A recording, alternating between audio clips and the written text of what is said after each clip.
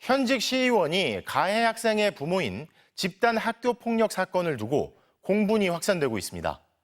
모래 섞인 과자를 먹으라고 하는 등 집단 학교 폭력이 있었지만 부모 직업 때문에 솜방망이 처벌이 내려진 것 아니냐는 의혹인데요.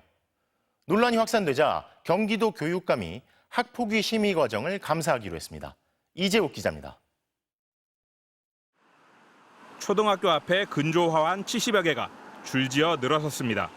이 초등학교 6학년 학생 4명이 또래 학생에게 가한 집단 학교 폭력이 알려지면서 시민들 분노가 쏟아졌습니다.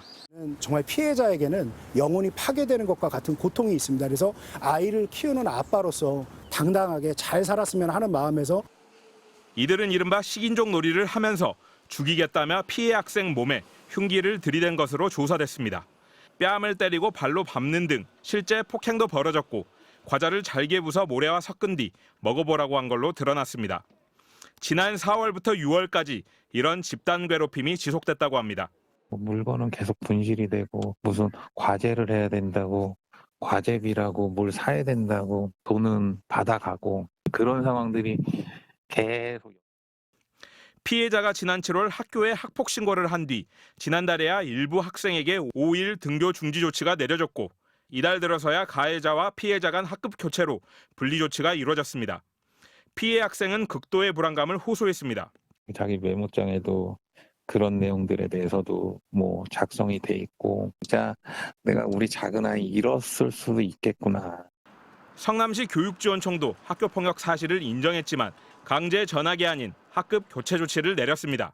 피해 학생이 가해자들을 형사고소했고 처벌을 원하고 있는데도 폭력을 주도한 학생에게까지 화해 정도에서 2점이라는 낮은 점수를 줘 전학 처분이 내려지는 16점에 미치지 못한 겁니다. 정확한 매뉴얼이나 평가 기준이 없다 보니까 해당 교육청마다 전혀 다른 판단을 하고 있고요.